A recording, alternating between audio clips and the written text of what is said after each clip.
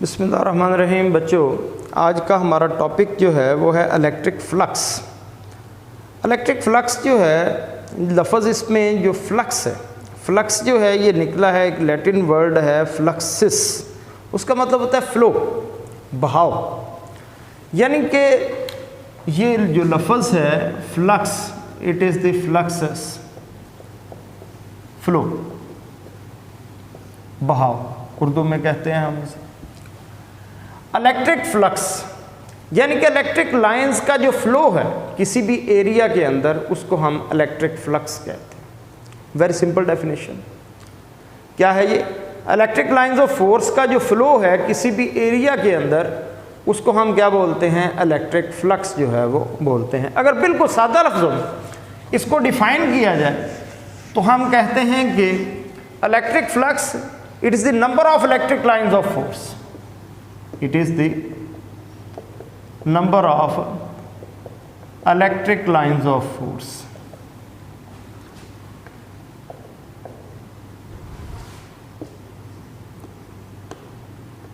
passing through an area।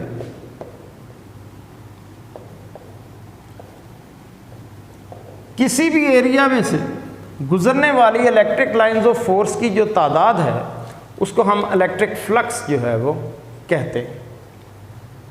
अब area यहाँ पे, ये लफ्ज़ जो है यहाँ पे बहुत अहमियत का हामिल है। एरियाज जो है जब हम डिस्कस करते हैं तो दो तरह के होते हैं। एक को हम बोलते हैं सरफेस एरिया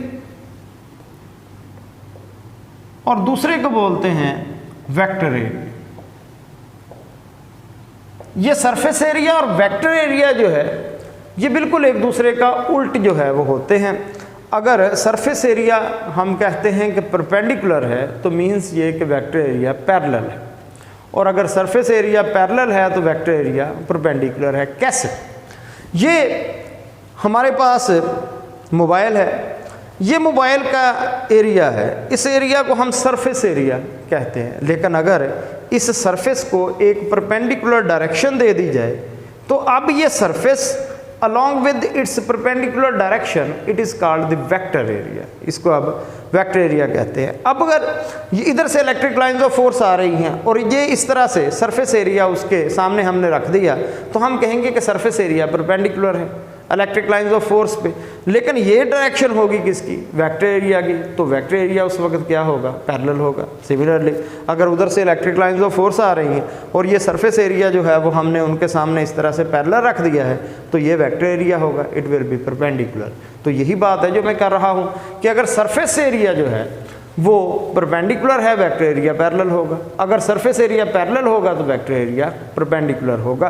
लेकिन जब हम डिफाइन करते हैं या एक्सप्लेन करते हैं तो दोनों चीज़ों को ही कंसीडर करते हैं। नॉर्मली ये होता है कि जब हम थ्योरी कंसीडर करते हैं तो हम सरफेस एरिया की बात कर रहे होते हैं, लेकिन जितनी भी हमारी न्यूमेरिकल वैल्यूज़ आती हैं या फार्मूलाज हमारे पास आते हैं, इसके रिलेशंस आते हैं फ्लक्स के, तो वहाँ पर जो हम एरिया लेते हैं, ए लेते हैं, we always meant by this area is a vector area. हमारा मतलब होता है कि ये जो एरिया यहाँ पे दिया गया है ये कौन सा है? वेक्टर एरिया है।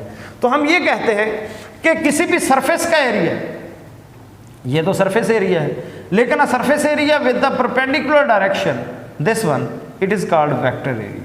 इसको हम क्या बोलते हैं?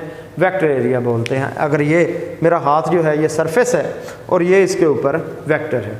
अब ये सरफेस जो है ये पैरेलल है लेकिन वेक्टर क्या होगा? परपेंडिकुलर होगा। अगर मैंने हाथ को इस तरह परपेंडिकुलर कर दिया तो जो वेक्टर एरिया है वो क्या हो जाएगा? पैरेलल हो जाएगा। अक्सर बच्चे जो है वो कंफ्यूज हो जाते हैं इस बात पे, सरफेस एरिया में और वेक्टर एरिया में। जस्ट जो समझने की बात है वो ये है कि these two are reverse of each other. If the surface area is perpendicular, vector area is parallel and vice versa. अच्छा, हम ये कहते हैं कि इलेक्ट्रिक फ्लक्स क्या है कि it is the number of electric lines of force passing through an area. किसी एरिया में से गुजरने वाली इलेक्ट्रिक लाइंस ऑफ फोर्स की तादाद, उसको हम इलेक्ट्रिक फ्लक्स जो है वो बोलते हैं। तो एक जो मैथमेटिकल इसकी डेफिनेशन है वो ये है कि it is the dot product, ये डॉट प्रोडक्ट है ऑफ इलेक्ट्रिक इंटेंसिटी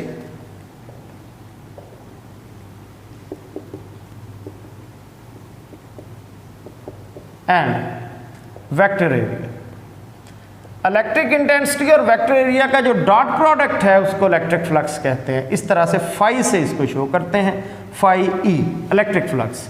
ये डॉट प्रोडक्ट होगा इलेक्ट्रिक इंटेंसिटी का और वेक्टर एरिया का। डॉट को जब खत्म करते हैं तो ये आ जाता है E A cos theta, where theta is the angle between electric lines of force and vector area. Unit इसका क्या आता है? यूनिट है इसका इलेक्ट्रिक इंटेंसिटी का न्यूटन पर कूलम है और एरिया का है मीटर स्क्वायर। तो यूनिट आता है इसका Newton per coulomb metre square जो है इसका यूनिट है इलेक्ट्रिक फ्लक्स का।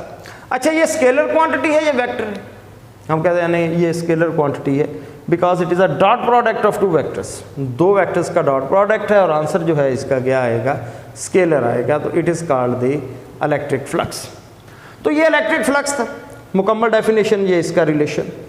अब ये है कि इलेक्ट्रिक फ्लक्स मैक्सिमम कब होगा और मिनिमम कब होगा, ये हमने देखना है, इसकी मैक्सिमम कंडीशन और मिनिमम कंडीशन।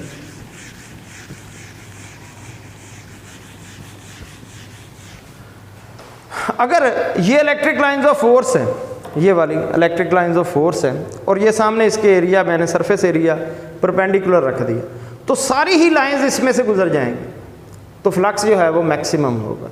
यानी कि अगर इलेक्ट्रिक लाइंस ऑफ फोर्स के सामने सरफेस एरिया परपेंडिकुलर हो तो इलेक्ट्रिक फ्लक्स क्या होगा? मैक्सिमम होगा। लेकिन जब सरफेस एरिया परपेंडिकुलर होगा तो वेक्टर एरिया क्या होगा? पैरेलल होगा, क्योंकि उसकी डायरेक्शन तो ये है, तो वो इलेक्ट्रिक लाइंस के क्या हो जाएगा? पैरेलल हो जाएगा। तो जब ये दोनों पैरेलल होंगे तो इलेक्ट्रिक फ्लक्स जो है वो मैक्सिमम जो है वो हो जाएगा। तो हमने इसकी मैक्सिमम कंडीशन देखनी है सबसे पहले। मैक्सिमम कंडीशन के इलेक्ट्रिक फ्लक्स मैक्सिमम कब होता है? हम कहते हैं कि when electric lines of force, electric lines of force and surface area, और सरफेस एरिया जो है are perpendicular to each other, perpendicular to each other, वो एक दूसरे पे क्या होंगे? परपेंडिकुलर होंगे। फ्लक्स विल मैक्सिमम, फ्लक्स क्या होगा? मैक्सिमम होगा। कैसे? हम कहते हैं फ्लक्स मैक्सिमम होगा। कब मैक्सिमम होगा? जब इलेक्ट्रिक इंटेंसिटी और एरिया एक दूसरे पे क्या होंगे? क्या होंगे? परपेंडिकुलर जो है वो होंगे। यहाँ पे एरिया से मुराद हमारी जो है वो सरफेस एरिया, एरिया से मुराद क्या है? Surface area. लेकिन अगर हम जो है इसको बाकायदा रिलेशंस की सूरत में लिखना चाहते हैं, क्योंकि जब सरफेस एरिया जो है, सरफेस एरिया जो है वो क्या होगा? परपेंडिकुलर होगा, तो देन वेक्टर एरिया पैरेलल होगा। वेक्टर एरिया क्या होगा? पैरेलल हो जाएगा। तो जब पैरेलल होगा तो एंगल क्या हो जाएगा? जीरो। तो वेक्टर एरिया की शक्ल में जब रिलेशन लिखेंगे तो लिखेंगे कि मैक्सिमम इलेक्ट्रिक फ्लक्स आ जाएगा ई ए कॉज जीरो। कॉज जीरो जो है वो 1 होता है। तो मैक्सिमम इलेक्ट्रिक फ्लक्स जो है उसका जो है वो रिलेशन क्या आ जाएगा? ई ए आ जाएगा। This we can write in term of the surface area and this is written in term of the vector area. अच्छा, ये थी इसकी मैक्सिमम कंडीशन। अब मिनिमम कंडीशन की तरफ आ जाए कि फ्लक्स मिनिमम कब हो। फ्लक्स जो है वो, ये मैक्सिमम कंडीशन थी इसकी, इसकी मिनिमम कंडीशन की तरफ आ जाए कि minimum condition when electric lines of force and surface area are parallel, जब पैरेलल हो जाएंगे सरफेस एरिया के साथ पैरेलल, यानी कि ऐसा होगा कि इधर से इलेक्ट्रिक लाइंस ऑफ फोर्स ये आ रही हैं और एरिया ये जो है इसके सामने इस तरह से पैरेलल रखा हुआ है, कोई भी लाइन इस एरिया में से पास नहीं हो रही, तो हम कहते हैं कि इलेक्ट्रिक फ्लक्स जो है वो मिनिमम होगा। लेकिन ये सरफेस एरिया तो पैरेलल है, लेकिन इसके ऊपर ये क्या होगा? Vector area. उस वक्त वेक्टर एरिया क्या होगा? परपेंडिकुलर होगा। वो भी लगा के देखते हैं हम कि when electric lines of force and surface area are parallel to each other flux will minimum, flux जो है वो क्या हो जाएगा? मिनिमम हो जाएगा। तो हम लिखते हैं कि फ्लक्स जो है ये मिनिमम होगा जब इलेक्ट्रिक फील्ड इंटेंसिटी और एरिया जो है वो पैरेलल होंगे। ये दो लाइंस किस चीज़ को शो करती हैं? ये सरफेस एरिया के पैरेलल होने को शो करती हैं। अच्छा, अब वेक्टर एरिया की सूरत में अगर लिखेंगे द वेक्टर एरिया क्या बन जाएगा उस वक्त? Then perpendicular. वेक्टर एरिया उस वक्त क्या होगा? परपेंडिकुलर होगा, यानी कि एंगल कितना हो जाएगा 90। जब एंगल 90 होगा तो यहाँ पे cos 90 आ जाएगा, और cos 90 0 होता है तो सारे का सारा क्या हो जाएगा 0। तो it will be minimum flux, यानी कि क्या आ जाएगा 0 फ्लक्स जो है वो आ जाएगा। तो ये दो कंडीशंस हमने पढ़ी, फ्लक्स के मैक्सिमम होने की और फ्लक्स के मिनिमम होने की। अब तीसरी, अगर इलेक्ट्रिक लाइंस ऑफ फोर्स के सामने सरफेस एरिया जो है वो इंक्लाइंड हो, किसी मखसूस एंगल पे रखा हुआ हो, तो फिर रिलेशन जो है वो क्या बनेगा। एक का रिलेशन हमने निकाला कि ये ई ए होगा, दूसरे का रिलेशन निकाला कि ये 0 होगा। अब तीसरी सिचुएशन क्या हो सकती है, तीसरी सिचुएशन ये हो सकती है कि ये इलेक्ट्रिक लाइंस ऑफ फोर्स है, इन इलेक्ट्रिक लाइंस ऑफ फोर्स के सामने ये हमने सरफेस एरिया रख दिया, ये वेक्टर एरिया की डायरेक्शन, सरफेस एरिया रखा है तो ये सरफेस एरिया का एंगल बनता है इलेक्ट्रिक लाइंस ऑफ फोर्स के साथ। तो हमने सरफेस एरिया के दो कंपोनेंट बना लिए, ये आ गया एंगल के सामने वाला ए साइन थीटा, और ये क्या आ गया ए कॉस थीटा। ये इलेक्ट्रिक लाइंस ऑफ फोर्स थी। तो हमें पता है कि फ्लक्स कब मैक्सिमम होता है, जब सरफेस एरिया जो है वो इस पे परपेंडिकुलर हो, सारी लाइंस उसमें से गुजर जाएं। तो ये वाला जो है वो एंड इस पे परपेंडिकुलर है, एक cos theta, electric lines of force पे सारी ये इसमें से गुजरेंगी। तो इस सूरत में फ्लक्स मैक्सिमम होगा। तो हम कहते हैं इलेक्ट्रिक फ्लक्स किसके इक्वल होगा, वो होगा ई और ए कॉस थीटा के, या ई ए कॉस थीटा के। ये वो कंडीशन है कि जब when the surface area is inclined with the electric lines of force. तो ये बेटे आर्टिकल था इलेक्ट्रिक फ्लक्स से मतलब कि इलेक्ट्रिक फ्लक्स क्या होता है, इसकी मैक्सिमम कंडीशन क्या है, इसकी मिनिमम कंडीशन जो है वो क्या है।